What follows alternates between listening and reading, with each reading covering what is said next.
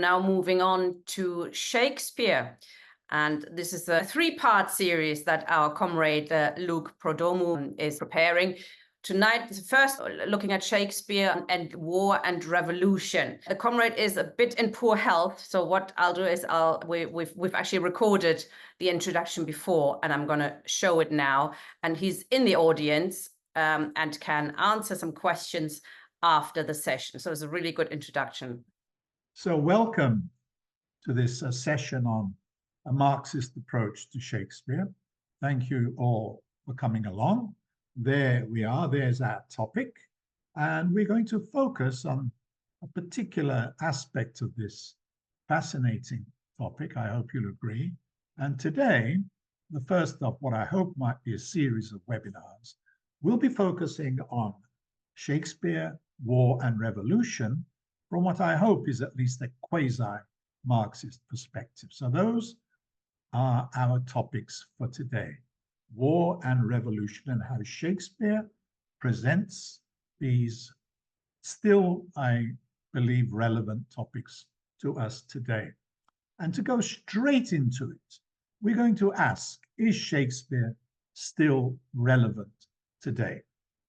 And to help me answer this question, I want you to think about one speech from Shakespeare that you know or like. Maybe it's your favorite speech. It doesn't matter what. I would just like you to think about this. And then I'll show you my favorite speech from Shakespeare. And today we'll begin to answer the question, is Shakespeare still relevant today from the point of view of this particular group? So are you thinking? I hope so. Okay. Famous speeches, you may come up with to be or not to be, or never a borrower or a lender be, whatever, it doesn't matter. Well, my favorite speech, which I'm going to take as an example, is this one from King Lear. And as we listen to it, I'm going to shut up and just play it for you with a video clip. And bear in mind, I'm going to come back to this question. Is Shakespeare still relevant today from our point of view? Poor naked wretches, wheresoe'er you are, that bide the pelting of this pitiless storm, how shall your houseless heads and unfed sides, your looped and windowed raggedness, defend you from seasons such as these? Oh, I have ta'en too little care of this. Take physic, pomp. Expose thyself to feel what wretches feel, that thou mayst shake the superflux to them, and show the heavens more just. Let the superfluous and lust-dieted man that slaves your ordinance, that will not see because he does not feel your power quickly. So distribution should undo excess, and each man have enough. Okay, a couple of questions. Are there issues here which are still relevant today? And which of these issues remain unresolved today? Don't worry too much about the detail. I've highlighted some of the main points for you because the text can be a little bit difficult at times. But you're looking now to identify issues from King Lear, my favorite speech from the whole of Shakespeare, which are still relevant today. Immediately, what springs to mind? You see poverty, you see homelessness, you see the difference between wealth and poverty. The pomp he refers to there is the rich, the privileged, in comparison to the wretched of the earth, the wretches, as King Lear calls them. And he's addressing himself as someone with power, wealth, and privilege, and saying, I have never really thought about this before, that there are such inequalities of wealth in my kingdom. Okay. And he does make a kind of wish at the end that the powers that be may use the extra wealth, the superflux, to distribute to the poor, to make the heavens, as he calls it, more just, or make the world more just. And let's focus a little bit more on what Shakespeare proposes, having identified some of the issues which still, I think, preoccupy us today: poverty, homelessness, inequality, and so on. Did you notice whether he proposed any solutions? And are they in any sense consistent with the political perspective we're taking in this webinar today? Well, this is part of his response to the problems is defined, identified, and quite simply, have a good look. He's saying that the wealth that has caused so much injustice, the inequality, there should be distribution to undo excess and each man have enough. That broadly is what he's saying is the solution to these acute issues he has defined, that the rich should be made to share their wealth. Now, what he means by this exactly, we'll see as we continue on our journey of exploration. One strong hypothesis has claimed that King Lear, particularly, is Marxist before Marxism. And this distribution should undo excess and each man have enough can be interpreted in that sense. But is that what Shakespeare means? Has he gone that far? Well, to get closer to answering this question, I want us to stand back, paradoxically, and look more generally at what Shakespeare writes about most of the time. And I want you to now to think of the topics that come up again and again in Shakespeare's plays. One way we can do this is for me to ask you to think of what the most common noun is in Shakespeare's plays. This might give us a clue as to the kind of issues that preoccupy Shakespeare. And we'll take this as a starting point. So think about topics that come up again and again. And if you can, guess the most common noun, because I'm going to show you a frequency count from the whole of Shakespeare's works, which tells us which are the most common nouns and therefore probably the most common topics which preoccupy him. Are you thinking of your noun? Make a guess. And here is what the computer has told me, looking at the whole of Shakespeare's works.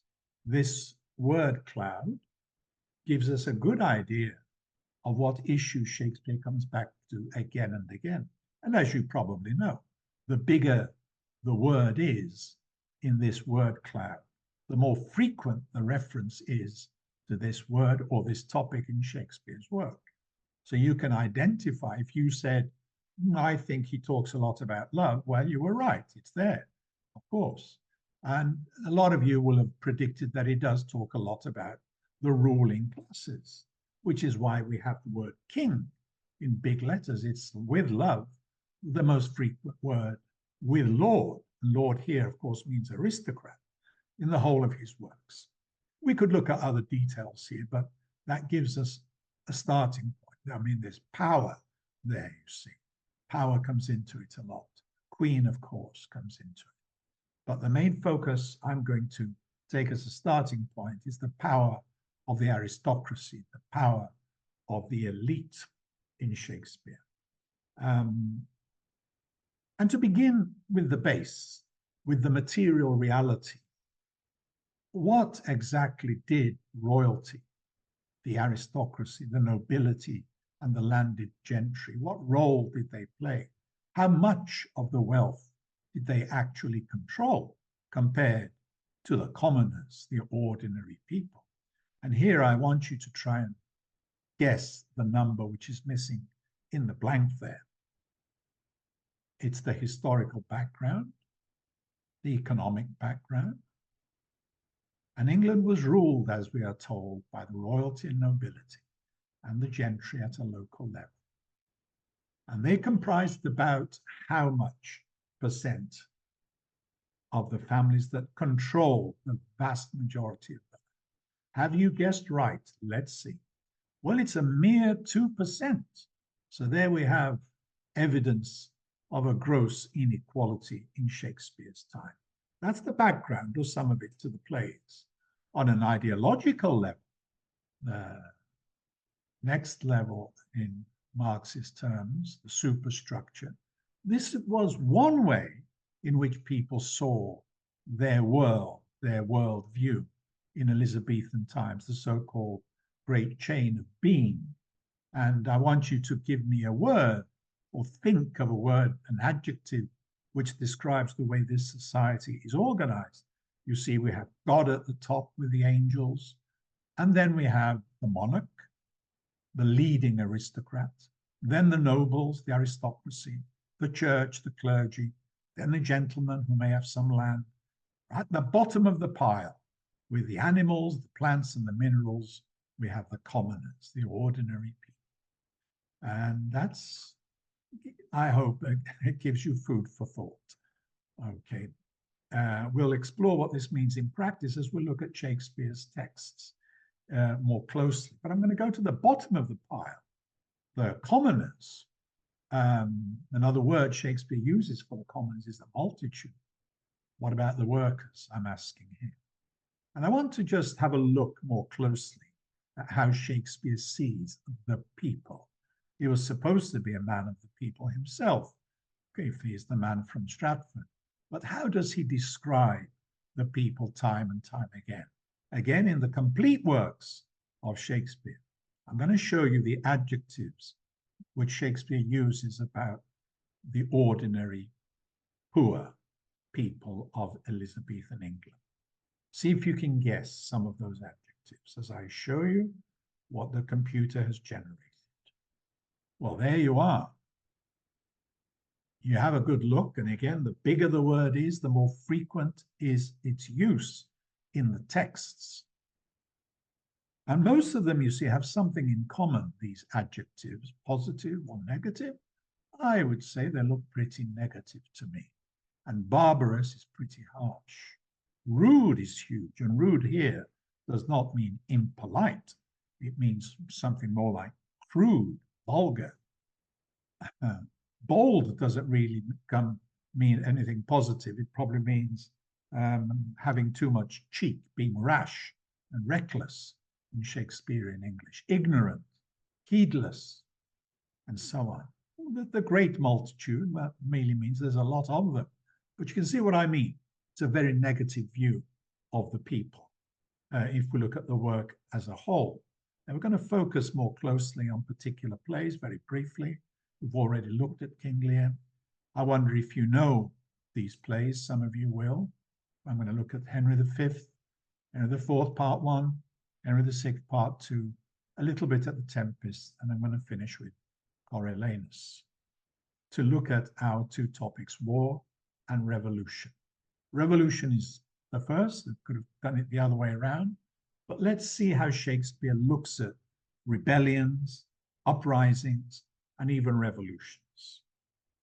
First of all, I'd like you to think, because I'm sure you have a lot of knowledge already about this, what caused the uprisings in early modern England, in Elizabethan times and just before? Can you think of the most common causes? We've already looked at some things which will give you an idea of the things that went wrong, the things that were wrong in that society. Let me just show you. I'm sure you guessed some of these. Causes for rebellion, either by the aristocracy leading the rebellion, or in some cases, the peasants, the poor, the commoners themselves.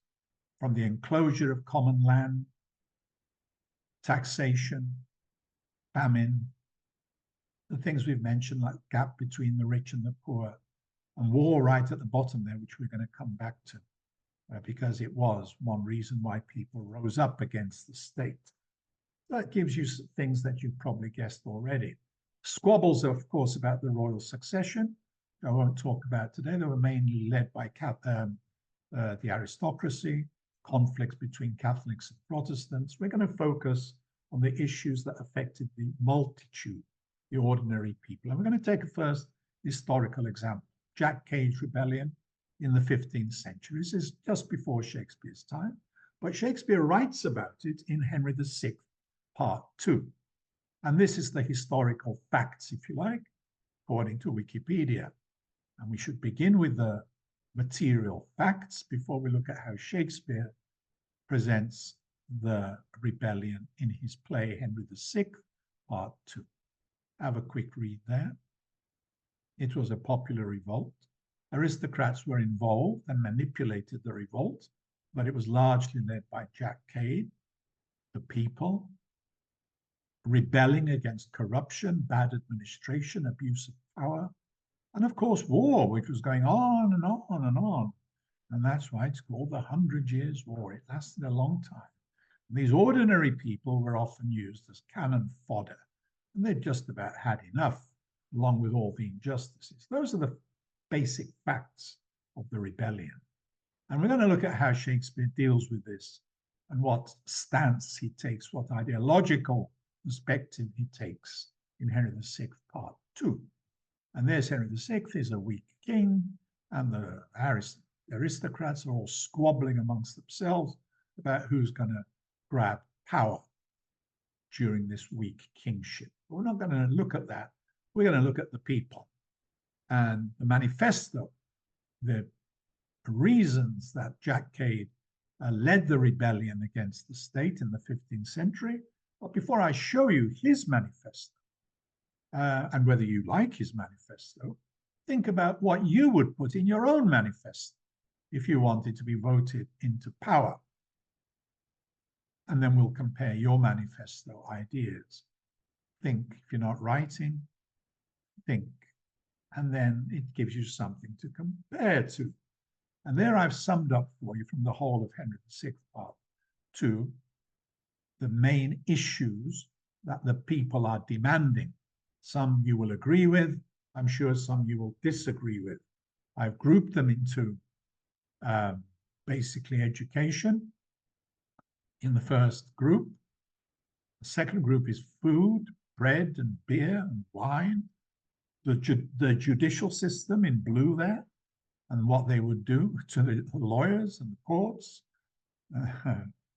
No money in the future utopia that Jack Cade promises.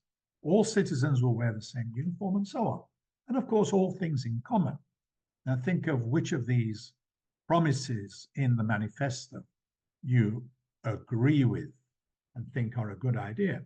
We need to look at context to make sense of all this. And particularly, as I said, to see how Shakespeare represents these arguments. Does he represent them seriously, or does he satirize them? Is he objective, or is he making fun of the people? Is he in favor or against the rebellion? And how do we know? We can only do this by what we were taught at university to do, textual analysis. And here to help us with the textual analysis, I've used two colors, the red and the blue. The red are the claims that Jack Cade is making and the promises he's making. He's the leader of the rebellion. There's a picture from a performance in the theater. There will be no money. Everybody will wear the same uniform, livery uniform. And we will all be brothers. Brotherhood, I rather like that idea of brotherhood and sisterhood, of course. But notice the blue bit, and worship me, their Lord. Now, what does that do to the discourse? It tends for me, however serious the claims are and the arguments, it deflates, debunks, ridicules the serious arguments which the people might be making. And they're going to kill all the lawyers, of course, a very famous line. A lot of us might agree with that. How far does it get you, though? Again, look at the red and the blue. Well, in both cases, it seems to me pretty satirical. Notice the picture on the right from an RSC production, which they interpreted as an example, not of a left-wing rebellion against the state, but a right, that's Michael Pennington, the actor, as a National Front leader in this version, okay, of the production. And notice here, Jack Cade is promising lots of good wine instead of piss. Pissing convicts will run nothing but claret wine.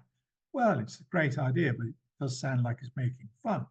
And notice again, we have the power-hungry authoritarian motif, treason for anyone that calls me other than Lord Mortimer. So he's going to be the Stalinist figure, the leader of this revolution. They attack literacy and people who can read and write, and for a good reason, as we shall see. But it's again quite undermined by the reaction of the ordinary people to this clerk of Chatham, who says he can write, and the response is he's a traitor because he can write. Now, why would they say that? And Jack Cade says, hang him with his pen about his neck. So they don't like literate people, educated people. Well, there's a reason for that, of course. The reason is that in the courts, when the people went to defend themselves, commoners, they were illiterate most of the time, and they couldn't defend themselves. They couldn't read the accusations, and they were punished or even hanged. So there is a serious argument behind this attack on literacy and the judicial system, on education, grammar schools, and all the rest of it. Now, there's snobbery in this as well. Sir Humphrey Stafford says contemptuously to Jack Cade, your father was just a plasterer. Well, he's meaning to ridicule Jack Cade and make him look ridiculous and useless. But Jack Cade gives a quick and interesting response. What do you make of his response? Adam was a gardener. Why does he say that? What does he mean? Your father was a plasterer. Adam was a gardener. That's his response. And it reminds Sir Humphrey, who's a member of the elite, that they're fighting for their liberty. And come the revolution, there will be no lords or gentlemen. Some of you may have recognized the quotation about Adam and Eve from the previous great rebellion, the Peasants' Revolt in 1381, when John Ball, who was one of the leaders, intellectuals, if you like, of the Peasants' Revolt, made this famous statement, which some of you will know. When Adam delved and Eve span, who was then the gentleman? What does that mean? It means we were all born equal, a bit like Rousseau. But everywhere we are in chains, because by nature we were created alike. And the bondage and the servitude has been created, imposed on us by naughty men. So that's from the Peasants' Revolt. But it brings us back to Jack Cade and his rebellion. And I'll finish with this final example of the way Shakespeare gives us both something very serious, almost utopian, all things shall be in common, which I think a lot of us would be very interested in as an idea to develop. And then he deflates, debunks with my mouth shall be the Parliament of England. So he will be the dictator, a bit like Oliver Cromwell kind of was a dictator a few years later from Shakespeare.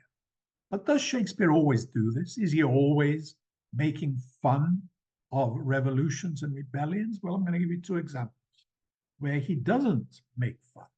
He doesn't always satirize utopian ideas. I'll give you a quick example from The Tempest. Henry VI, Part 2, which we've just been looking at, was probably Shakespeare's first play. Probably his last one was The Tempest. Some of you will know, most of you will know The Tempest. This is Gonzalo. He's not a peasant. He's not an ordinary commoner. He's an aristocrat, and he's quoting Sir Thomas More's Utopia. So Shakespeare, at the end of his career, once again, comes back to this idea of equality and a more just society, and indeed a very socialist principle. All things in common, nature should produce to feed my innocent people, says Gonzalo, the good man in The Tempest. That's all I'm going to do with The Tempest, just to show you that Shakespeare, over his career, developed a more serious approach to the people. And the most detailed example of this, and interesting for me, is Coriolanus. I'm going to look briefly at the mass protest and rebellion in Coriolanus, which is a Roman play, so-called, but it's really about Elizabethan England, as we know. I'll tell you what I mean. The background to Coriolanus is, in fact, contemporary England, Jacobean England, technically. It's 1607, the Midlands uprisings about the enclosures and the food riots. So this is what was going on if Shakespeare did indeed write the play at about this time. This is the material reality of his fascinating play about power, the aristocracy, and the poor. And that's the plot in a nutshell, the conflict, if you like. Great film version by Ralph Fiennes, and he played Coriolanus himself. There he is on the right. He's also called Caius Marcius, for he gets the title Coriolanus for conquering the enemy. But things fall apart. The center cannot hold. And the conflict is between the people, who see this aristocrat, militaristic figure, is a bit of a Mussolini in that respect, and he has total contempt for the people. And you see, he calls them fragments. We'll come back to why he tells them to go home. They're on the streets protesting. Go home, you fragments, he calls them with contempt. So what are they fighting about? Well, it's about food. It's about starvation. You are all either to famish. That's the choice the citizens have, because they need corn. There is a shortage of corn, there is hoarding of corn, and they have to fight for a good price for corn. And there are echoes of King Lear here in the arguments that the citizen develops. And I think the argument is presented without that satirical strain that we saw in Henry VI, Part 2. The arguments are very coherent and very reasonable, you see. And the first citizen, one of the leaders of the rebellion, argues that there is more than enough grain for all of them. What authority surfeits on would relieve us, but they are not. The authorities, the powers that be, with Coriolanus at their elitist head, is refusing to give them food, and they are starving. This is the argument. The superfluity, echoes of King Lear there, in the words surfeit and superfluity. And they think we are too dear. They don't think we're worth saving. They're saving money. They're actually gaining, as the citizens said. They're profiting. Our misery is a gain to them. But the multitude are not stupid here. They have very good arguments. As I say, the multitude has its head screwed on here. Let us revenge this with our pikes, ere we become rakes. I love the pun, rakes. Let's fight. We don't want to starve to death. And Shakespeare and the citizen point out that they are rebelling for reasons of hunger for bread, not for revenge. So this is a more positive presentation of the people. And the arguments go on. And they include laws, the legal system now, the judicial system. They say that people argue is making laws which are against the people and in favor of the aristocracy. Edicts for usury, money lending at exorbitant interest rates, which they can't afford to pay. And acts, statutes, acts, laws which favor the rich, and statutes which are against the poor. And of course, the wars, the never-ending wars for which they were cannon fodder. And this is their argument, basically. And Shakespeare presents it almost seriously. And the aristocrats even know that the peasants are telling the truth.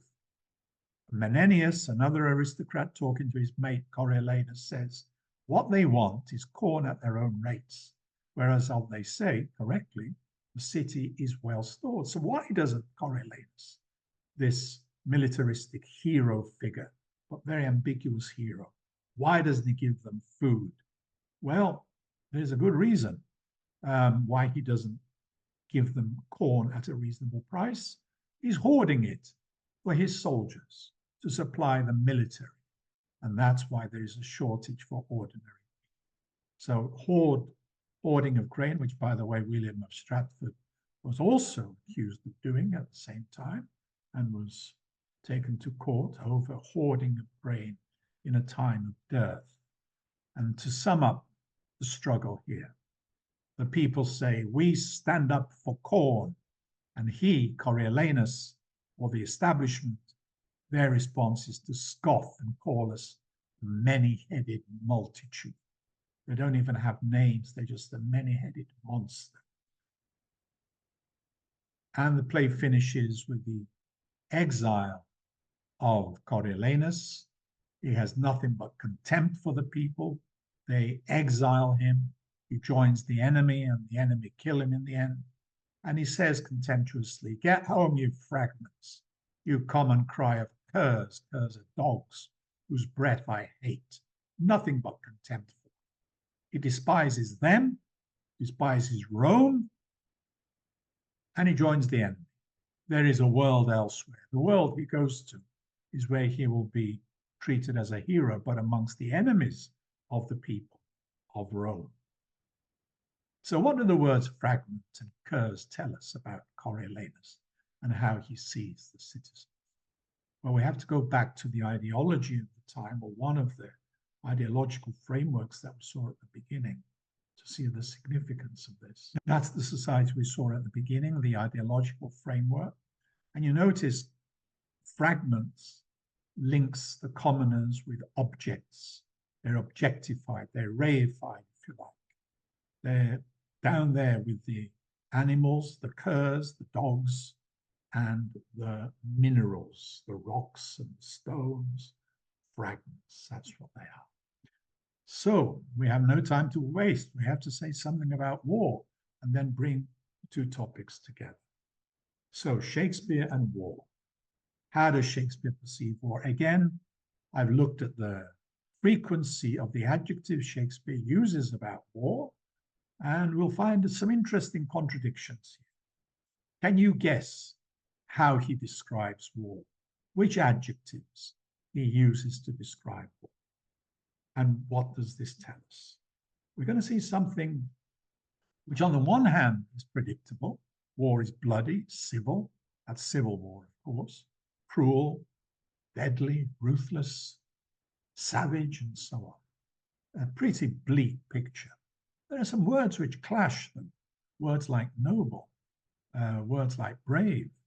I suppose if you look at the broader context, you will find that Shakespeare does see war in a contradictory way. But I'm going to focus on the role of the ordinary people once again, and take a quotation from Marx, which explains war, in modern times at least, as the imperial competition between states, commercial competition, the industrialization which drove the states to compete and self kind of destroy each other, and of course the innocent victims, the ordinary people who had to go to war for the commercial and industrial interests of the state. That's a basically Marxist view of war. We'll look at the slaughter of the innocents that Marx refers to and what it still means today. Let's go to Henry IV, part 2. This is the king on the left, Henry IV, who came to power by a coup, by actually assassinating his predecessor, Richard II. On the right is his son, Prince Hal, the future Henry V. That's the background. And now the king is giving his son, the successor to the throne, advice about war. What advice can you guess the king is giving his son? How should he conduct war? Well, this is what he says. My Harry, they're both called Harry, beat thy course to busy giddy minds with foreign quarrels. It's a lovely phrase, to busy to occupy, to distract, giddy minds, people easily taken in, people easily distracted, confused, giddy minds. Domestic problems can be diverted by initiating foreign wars, foreign quarrels. That's the advice he gives. Is it still advice that is relevant today in modern day politics, to go to war, to distract the people's attention from domestic issues? Do politicians still follow this advice? Is Henry IV Part 2 and Henry V still relevant today? Well, here's a slightly old headline, which confirms the hypothesis. The Falklands War is often considered as, amongst other things, a distraction to save Margaret Thatcher's political skin. It was very unpopular at the time of the Falklands War, and after the war, her popularity rocketed, and she won the next elections. So there's an example which suggests that Henry IV is giving advice to his son about using war as a diversion, which is still relevant, coming right up to date. We notice Netanyahu using war as a distraction, apart from the war in Palestine, which, of course, is delaying his facing up to justice for corruption charges. He's also using the Iranian threat, the possibility of war with Iran, to distract people's attention. So Shakespeare seems still to be relevant. Well, where does he get all this from? The most influential political theorist of the Renaissance was an Italian. Can you guess who it was? Who advised the prince or the leader, the king, the duke, whoever was conducting a war, that this was the most important of the skills a politician needed, the art of war. The art of war. A prince should have no other object, no other thought, but the art of war. Conquest, imperialist conquest. Who said this? Well, those of you who see the word prince there will think of the book called The Prince by Machiavelli. And Machiavelli, before Shakespeare, had a great influence on Elizabethan and Jacobean theatre and political practice. And even today, he's still of great influence. Cynical, if you like, philosophy, a realpolitik, if you like, where the ends justify the means. And war is one end, or one means which justifies the ends. Now I'm going to ask simple questions here and look at the text to see what the answers might be. Henry V is Shakespeare's play par excellence about war. And we often think of Henry V because of the propaganda around the play as a hero, an ideal king. Is Henry V, the former Prince Hal that we saw. He's in power now, and he's putting his father's advice into practice, going to war with France on a jump pretext. And on the right, we have another point of view about the same king with Kenneth Branagh as the king, whereas Laurence Olivier's version is the one that became useful in the Second World War to rouse the people patriotically to fight against Nazism. But it presents the king as quite heroic, as we shall see. But there's more to it than that. So that's my question. An ideal king, a hero, or a butcher when he goes to war? Henry's army, let's look at his army. Is it humane? We often hear today about the humanity of the IDF, the Israeli Defense Forces. And what is the role of mercy and pity in the French campaign conducted by Henry V? Well, the answer is very simple. He tells the people of Harfleur in France that if they don't give in to his demands and allow him to conquer France and Harfleur, the gates of mercy shall be all shut up. And his soldiers will just go berserk, hard of heart, in liberty of bloody hand. They'll mow like grass your fresh, fair virgins and your flowering infants. The slaughter of mothers and children is what Henry V is threatening the people of Harfleur with if they don't give in to his demands. But they're not just idle threats. He actually, sadly, goes ahead with some of this barbaric approach to war. I'm going to show you a modern headline, and I want you to match the headline with an extract from a speech from the same day, Henry V. The headline is about Israel and Palestine. There it is, and an Israeli politician tells us that the children of Gaza have brought this upon themselves in this genocidal war. What about Shakespeare? What does he have to say about this? Well, this is what he puts into the mouth of Henry V. Can you see the words there which match the headline of the Israeli general who says the people of Palestine have themselves to blame? Well, this is what the King Henry says. You yourselves are cause, if your pure maidens fall into the hand of hot and forcing violation. In other words, rape. Mothers and children, the slaughter of the innocents. So I go back to this question, an ideal king or a butcher? Shakespeare is great for taking different points of view. So he gives us this point of view. This is the king again speaking. What do you make of what he says about the French prisoners they have taken? That every soldier should kill his French prisoners because the French haven't given in yet. And he gives this order, which sounds to me like possibly what we would today call a war cry. Every soldier kill his prisoners. And he says it again, in case you had any doubt. We'll cut the throats of those we have, and not a man of them shall we take, shall taste our mercy. There will be no mercy for the French prisoners. So this is a pretty bloody, barbaric war, isn't it? Not much honor and nobility here. But what about the people? What about the workers? What did they say? Well, we'll see one worker, one ordinary man, one commoner, called Bates. And I just want to look at this extract and identify the pronoun he, his. Who is behind the pronoun he and his? Bates is talking. I would he were here alone, and many a poor man's life saved. Who is he?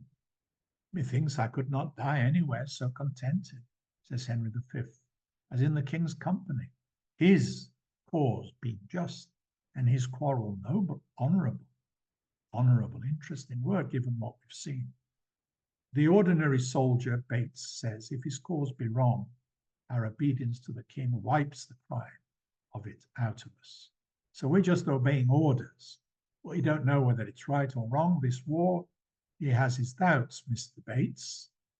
And the point is, of course, that Henry V here is disguised, and the soldier doesn't know he's talking to the king.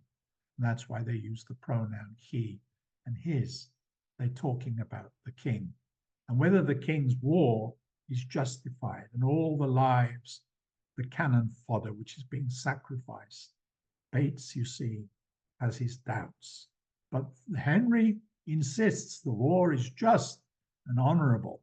If you look at Henry V, the play, you'll find that Shakespeare doesn't quite say that the war is just and honorable. It's much more ambiguous than that. And evidence that the people are being used as cannon fodder, I will give you this. Other names here of people or places: Bedford and Exeter, Warwick and Talbot, Salisbury and Gloucester. From a very famous speech. Are they places or people? Well, you've guessed, of course, they're all the names of aristocrats. And the important thing is that Shakespeare gives Henry V this great speech before the Battle of Agincourt.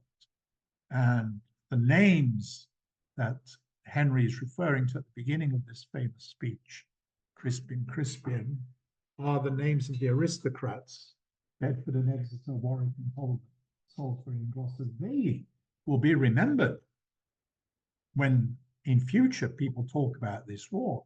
They'll lose their lives, but they'll remember. You see, they'll be heroes. And we're all a band of brothers, he says. We few, we happy few. Does he include the ordinary people in this band of brothers? Well, he says he does, because he says here, for he today, 4 lines from the bottom, that sheds his blood with me shall be my brother. He's a king, he's an aristocrat. His soldiers are ordinary people, vile. Bichineso, vile. Vile here means humble, base, crude, ordinary people. However vile you are, however much of a villager you are, a peasant, this day shall gentle your condition. Gentle is a wonderful verb made from the adjective gentle, meaning you shall become gentlemen. It's got nothing to do with being gentle as the opposite of hard or cruel. You shall be like gentlemen, like a gentleman in England now abed. And some of you will know how this speech continues. We don't need to go on. But he's saying that those who are here today who die in the Battle of Agincourt shall be heroes. But the ones who are named are the aristocrats.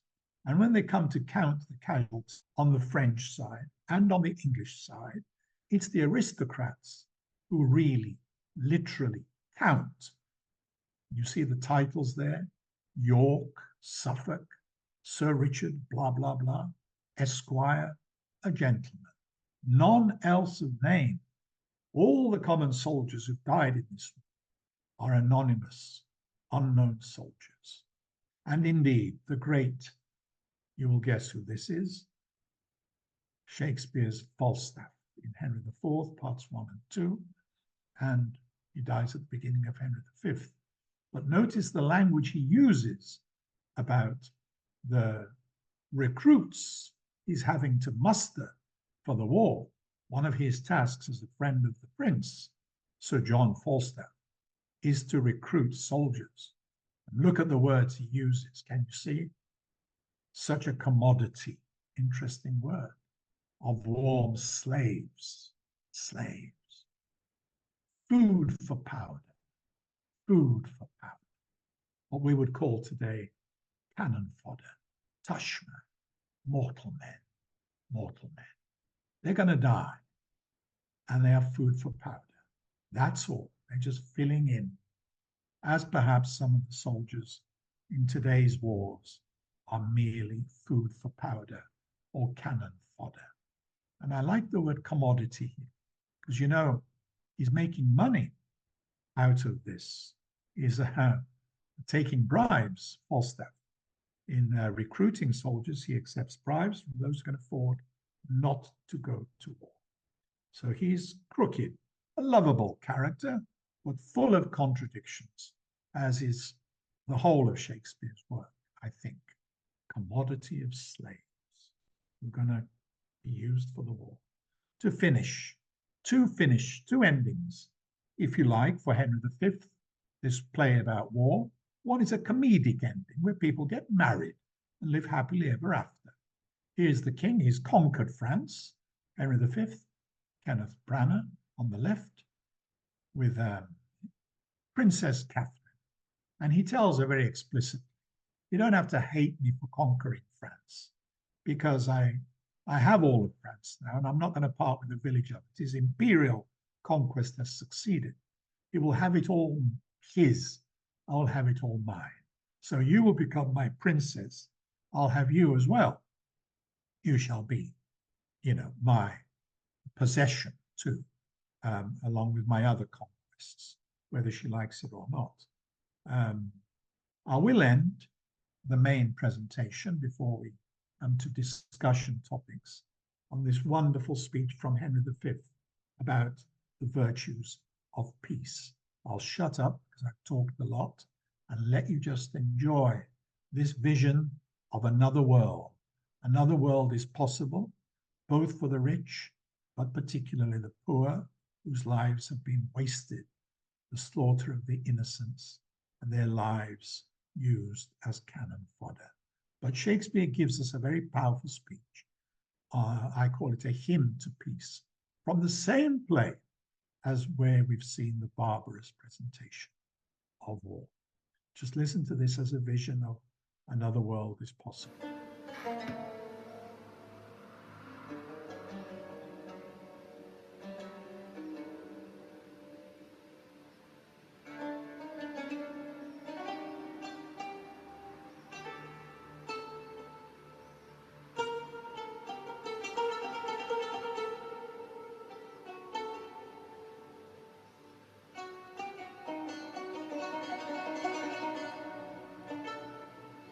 In Shakespeare's Henry V, the Duke of Burgundy appeals to the kings of England and France to consider the virtues of peace and to end a destructive war.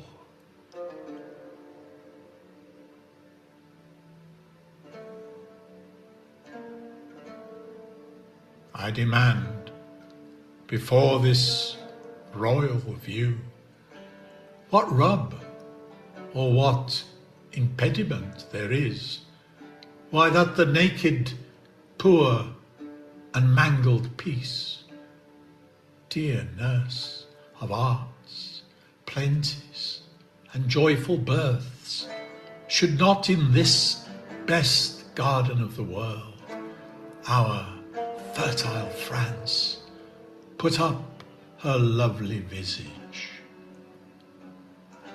Alas, she hath from France too long been chased, and all her husbandry doth lie on heaps, corrupting in its own fertility. And as our vineyards, fallows, meads, and hedges, defective in their natures, grow to wildness, even so our houses and ourselves and children have lost, or do not learn for want of time, the sciences that should become our country, but grow like savages, as soldiers will, that nothing do but meditate on blood. There you are. I wanted to end on a note of hope, the vision of peace.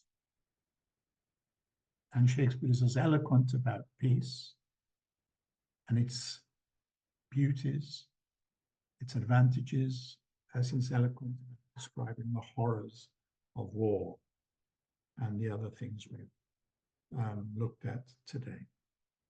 So there's modern day Palestine, and I think everything the Duke of Burgundy says can still be true, every single word about the tragedy of the war still raging in the Middle East and indeed between Russia and Ukraine. And this is what we have to lose, the other world that's possible. I don't have conclusions, but points for discussion. These are things, topics which have come up directly or indirectly in my presentation. My question to you, if you wish to discuss things, is Shakespeare still relevant today?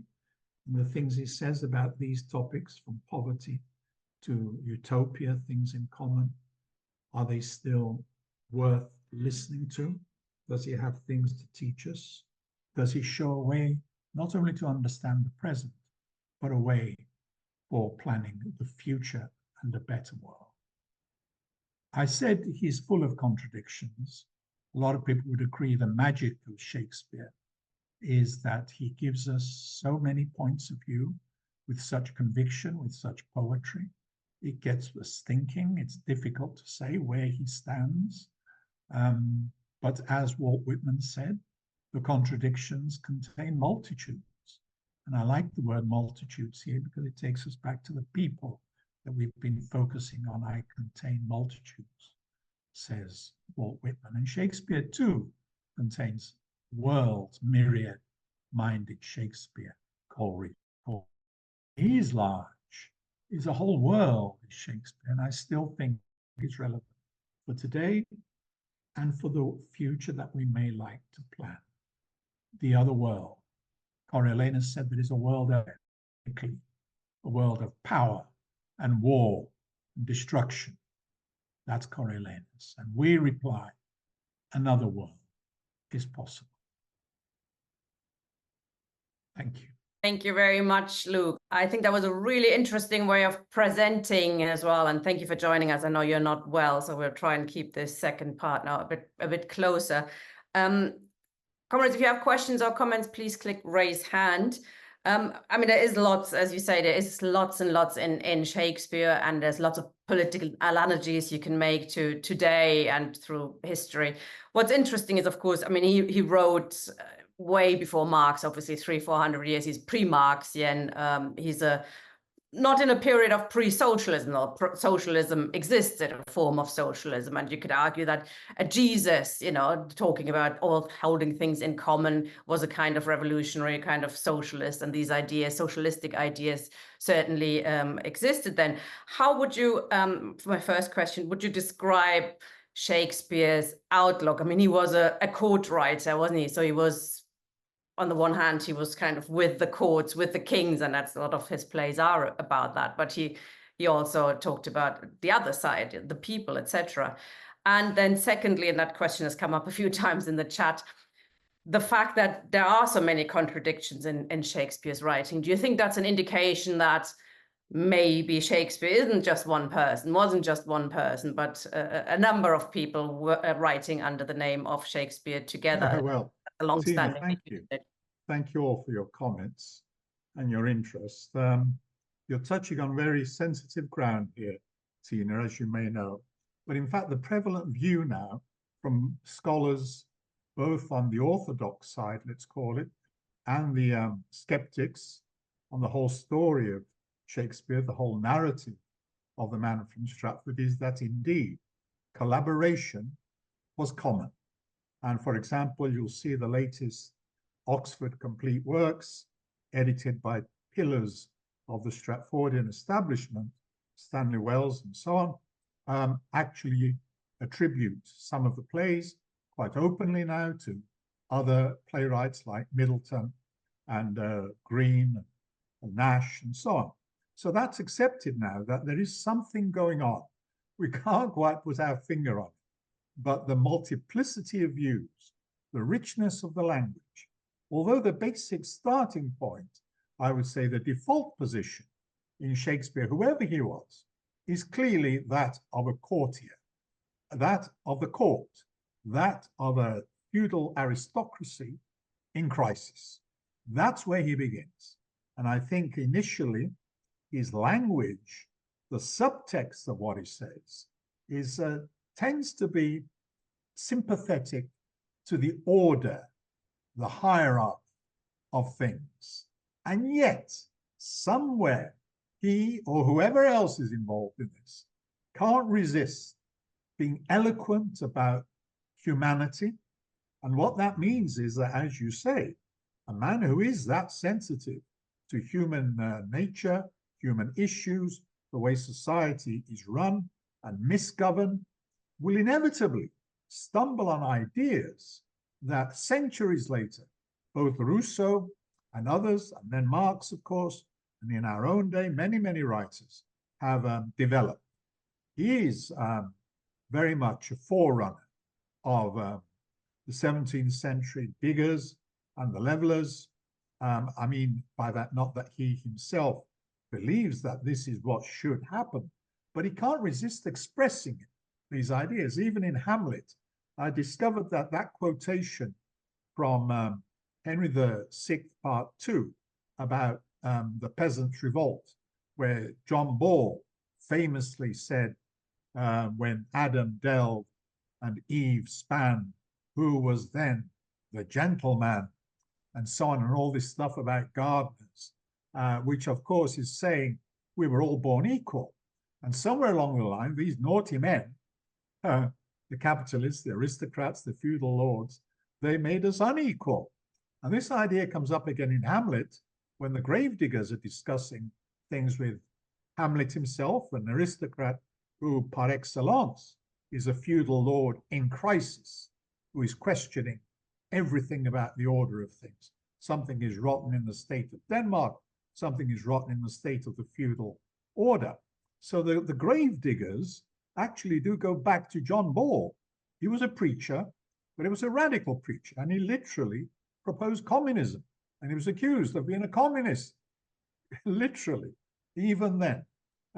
It may sound like an anachronism, but if you read what the man is saying, this preacher to Wat Tyler and the other peasants, he's actually talking about a society where everybody has equal rights and equal share of the abundance of the wealth. And Shakespeare seems to have this as an undercurrent in all his thinking.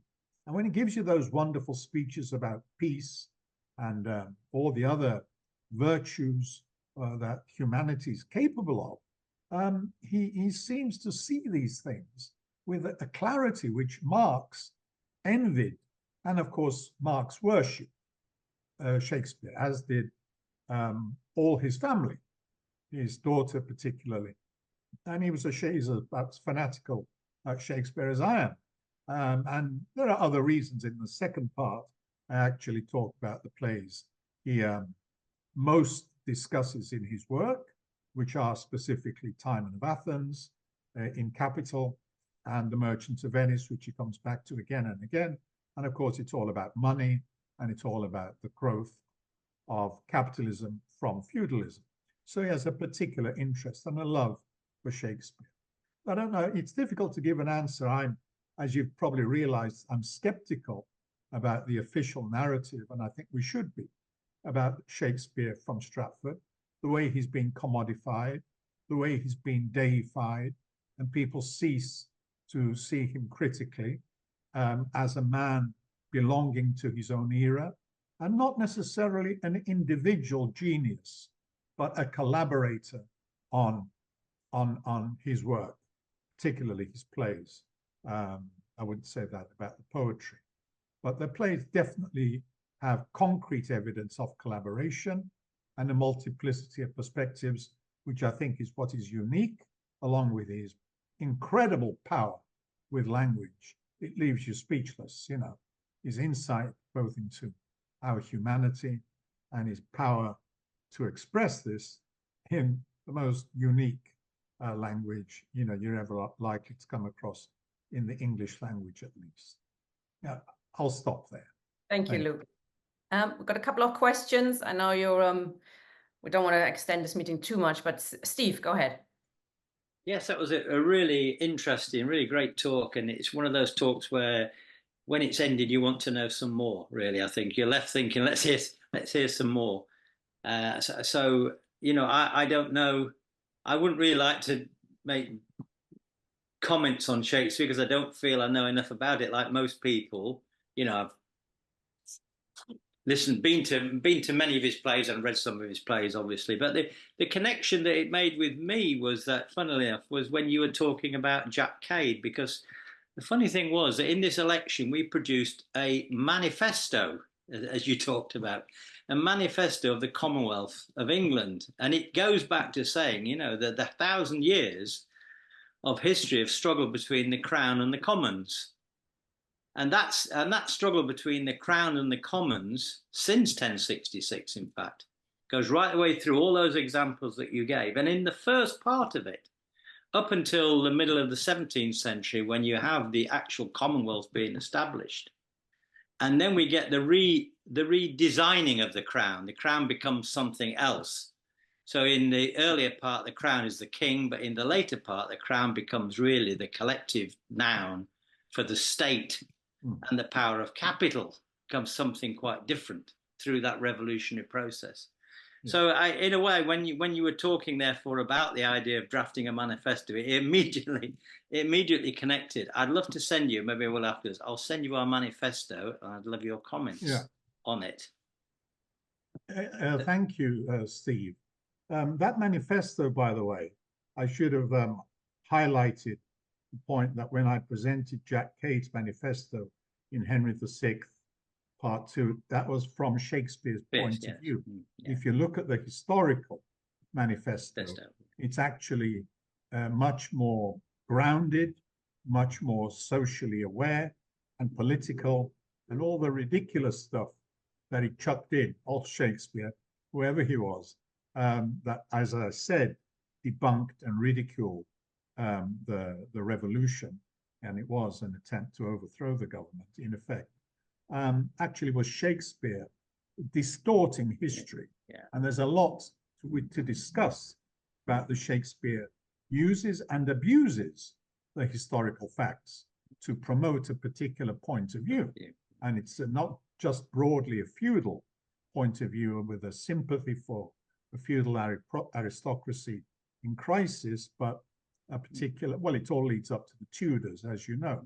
He becomes a propagandist for the Tudor monarchs and for Elizabeth and all the rest of it, and the succession to the throne. He does take sides.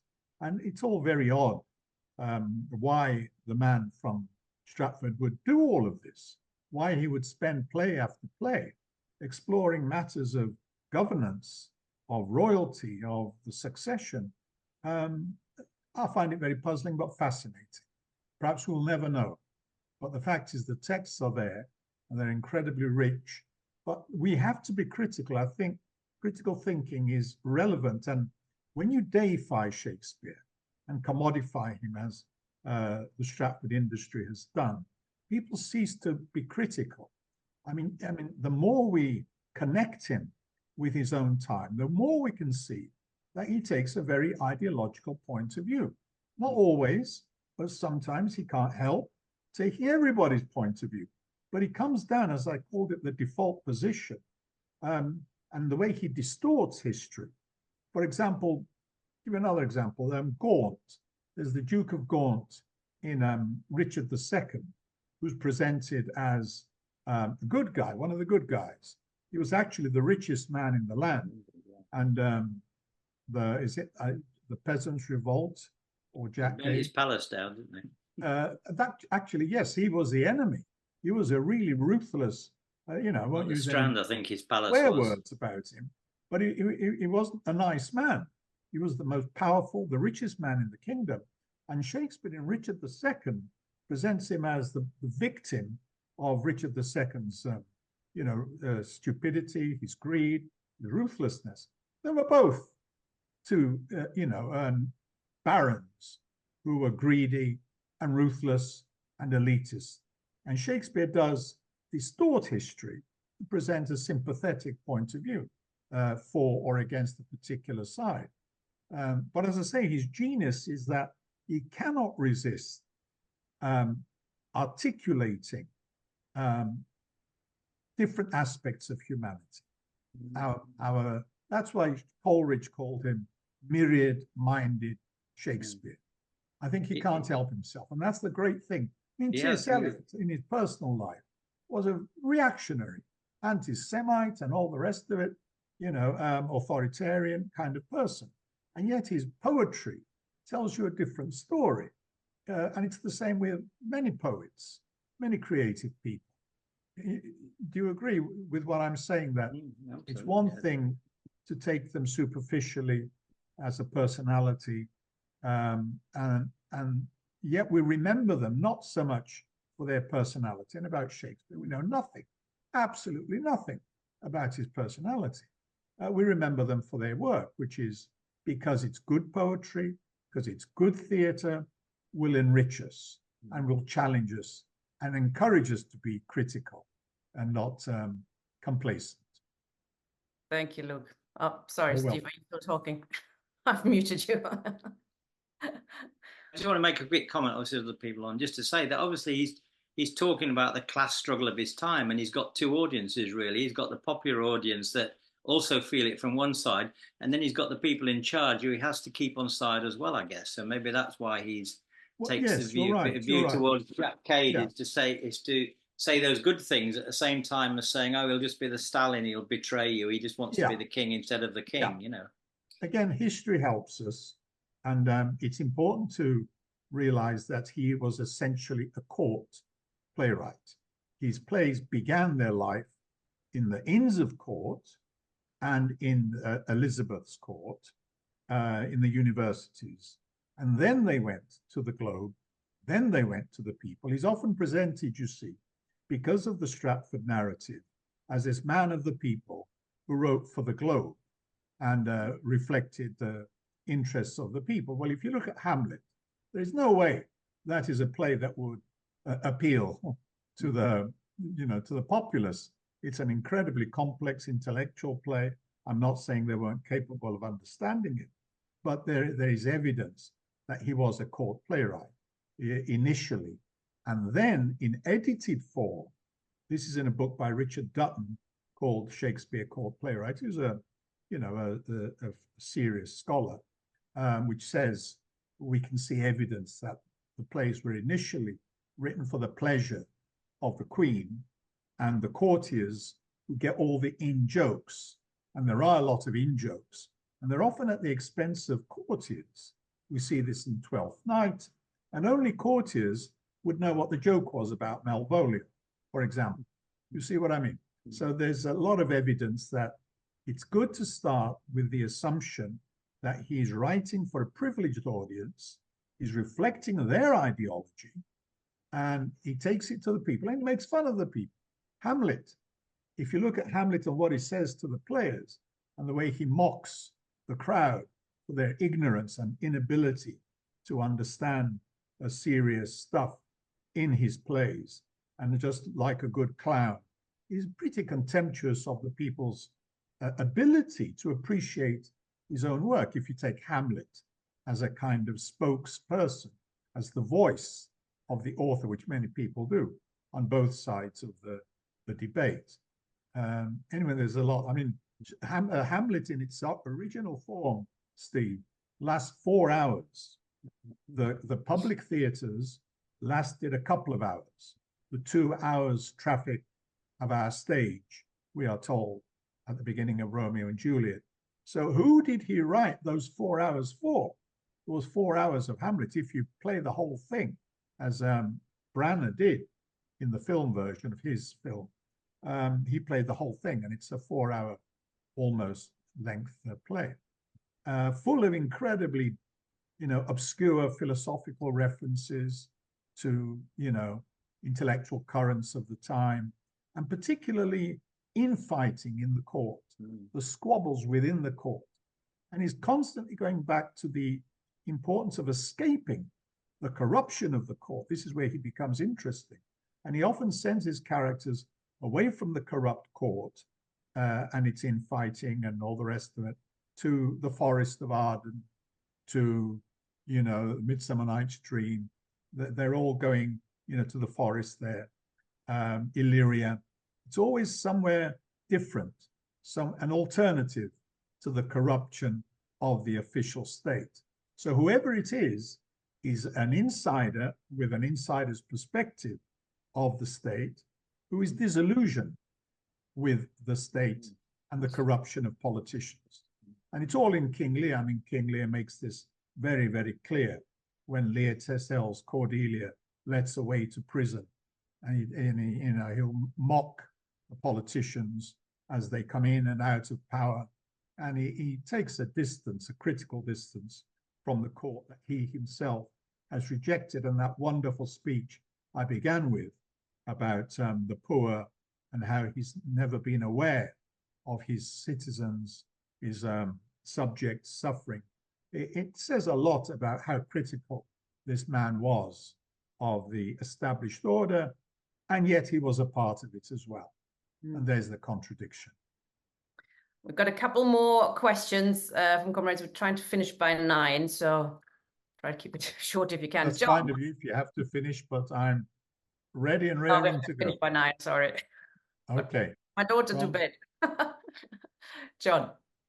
Right, thanks, Tina. Thanks, Luke. That was great. Just a couple of points I want to make.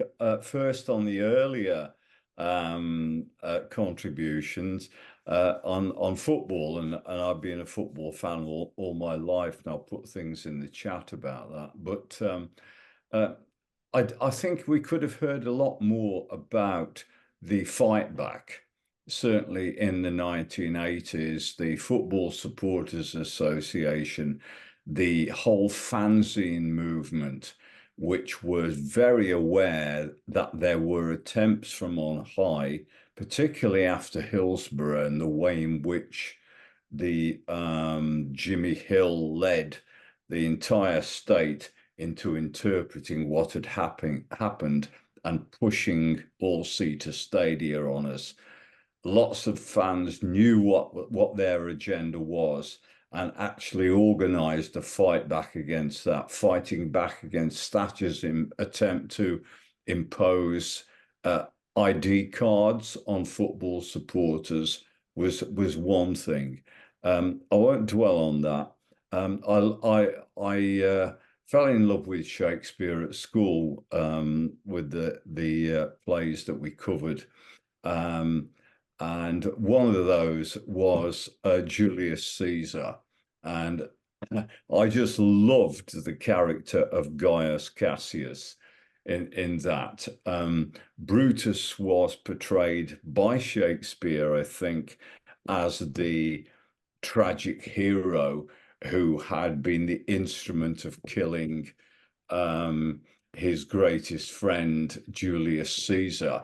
But it was clear to me at that time that Brutus was not an ideological Republican, but Cassius was, and I think that takes us back to the central point which Luke seems to be making, that Shakespeare, whether one or several people, is full of contradictions, just like capitalism, just like football, and we need to take what we can and take what is relevant and useful to us in the 21st century from great writers like Shakespeare, and I would argue Machiavelli as well.